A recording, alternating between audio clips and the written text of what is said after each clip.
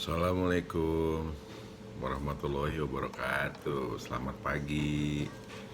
Mudah-mudahan semuanya tetap sehat dan gembira.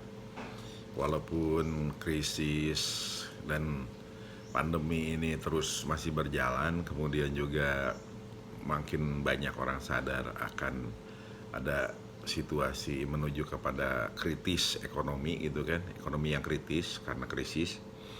Tapi semoga dengan usaha keras pemerintah dan kita semua juga kecil-kecilan terus berusaha produktif, terus berusaha berdoa sebaik-baiknya, berusaha berbuat baik, insya Allah Allah Subhanahu wa Ta'ala memberikan jalan yang terbaik buat negeri ini.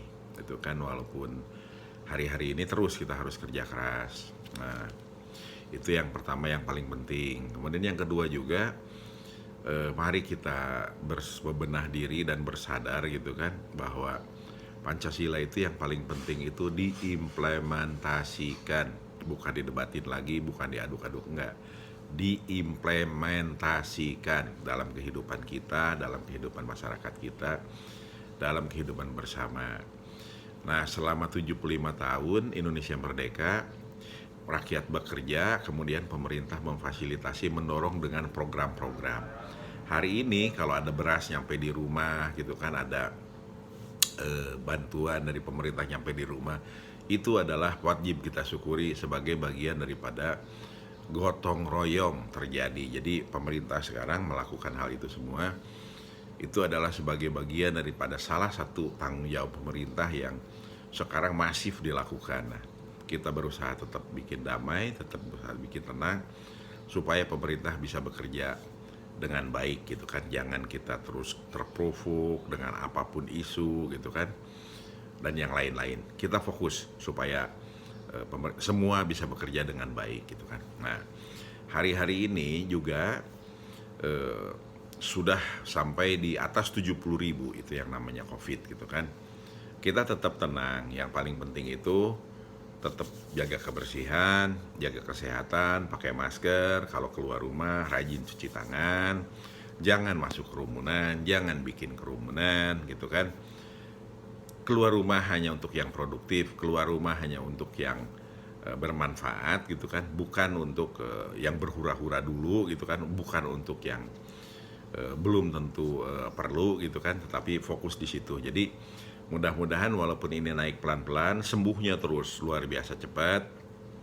Karena beberapa teman bilang, jangan-jangan sekarang tuh paling banyak OTG, orang tanpa gejala. Jadi sebenarnya walaupun dia positif, dia biasa-biasa saja gitu kan, dan dengan daya tahan tubuhnya, dengan makan yang bagus, dengan yang semua itu sehat, bisa sembuh sendiri gitu kan, insya Allah begitu gitu kan. Jadi nah, sampai suatu hari ketemu vaksinnya. Dan seperti saya ingatkan juga, COVID ini, pandemi ini, marilah kita berpandangan seperti lawan umat manusia itu yang paling luar biasa adalah iblis, karena menggoda kita semua supaya tersesat.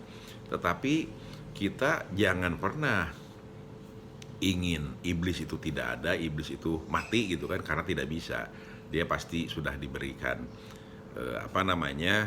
janji gitu kan, diberikan ketangguhan waktu gitu kan, waktu yang ditangguhkan sampai dengan nanti akhir zaman. Nah, oleh karena itu yang paling penting adalah kita berbuat baik saja gitu kan, melakukan yang terbaik, dan kita menjaga.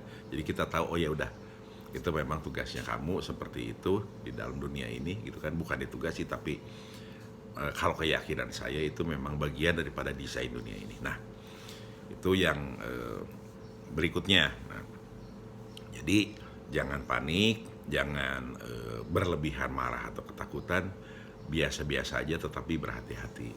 Nah, kemudian pada kesempatan ini juga saya mengucapkan sebagai warga negara, saya mengucapkan terima kasih banyak kepada Bapak Chandra gitu kan, Duta Besar RI di Serbia gitu kan, karena saya sebetulnya melihat beliau itu baru pertama kali, dan ketika saya melihat saya kagum, wah nih duta besar nih kayaknya hebat gitu kan, baik gitu kan. Dan itu ketemunya di webinar pejuang subuh Masjid Pondok Indah. Jadi masjid-masjid itu bagus seperti Pak Ma'ruf Amin sampaikan, wakil presiden gitu kan, yang dulu pernah jadi ketua umum MUI dan selalu menjadi kiai yang mengademkan gitu kan, mempersatukan dan mengademkan, walaupun beliau sekarang jadi wakil presiden gitu kan. Nah, tapi intinya adalah masjid menjadi tempat bukan hanya beribadah dan sholat gitu kan, tetapi menjadi tempat yang bisa membesarkan kemaslahatan. Nah, pertemuan dengan Pak Chandra itu di situ saya cuma dengar saja gitu kan, penonton kelasnya saya itu. Nah, saya kagum melihatnya gitu kan, dan ternyata hari ini kita mendengar bahwa Pak Chandra itu bekerja keras sehingga terjadi Maria Pauline Lumawa itu pulang ke Indonesia gitu kan. Jadi terima kasih banyak Pak Chandra gitu kan. Nah, tetapi kejadian ini juga saya jadi ingat kejadian di tahun 2016 gitu kan.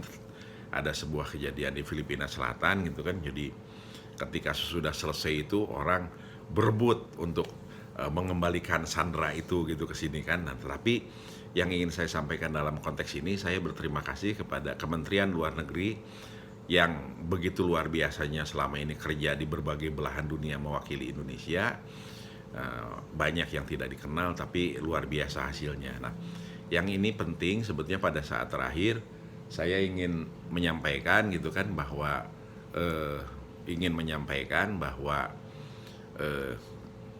keprofesionalan Kementerian Luar Negeri ini mohon dijaga gitu kan, karena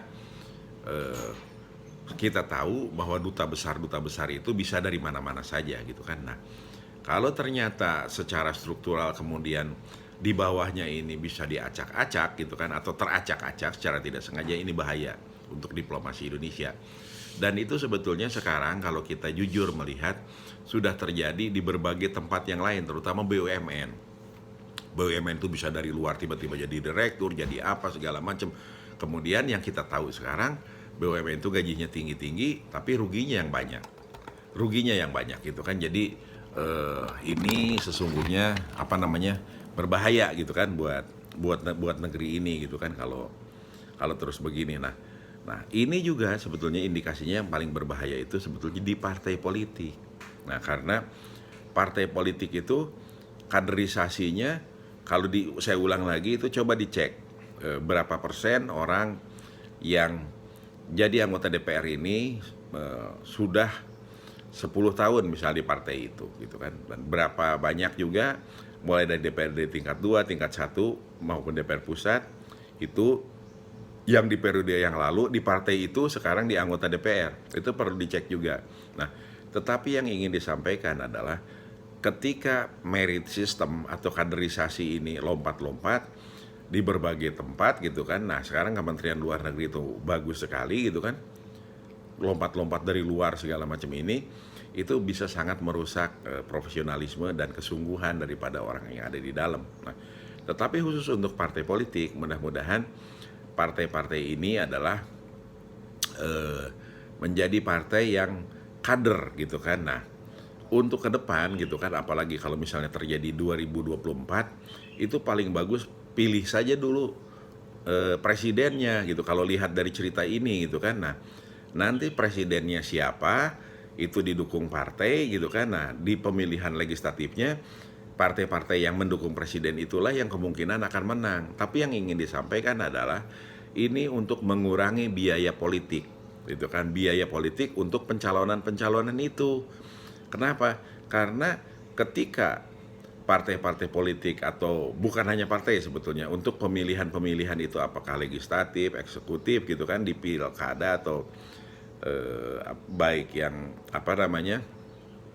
bupati, wali kota, gubernur, dan pilpres gitu kan. Ketika ini tetap polanya seperti ini, maka ongkosnya akan banyak. Dan ketika ongkos itu sangat besar dan dibutuhkan banyak, kecenderungannya maka penguasa uang itulah yang akan mengendalikan negeri ini. Nah, kalau dikendalikan untuk kemaslahatan, dikendalikan untuk kebaikan, itu tentu baik gitu kan.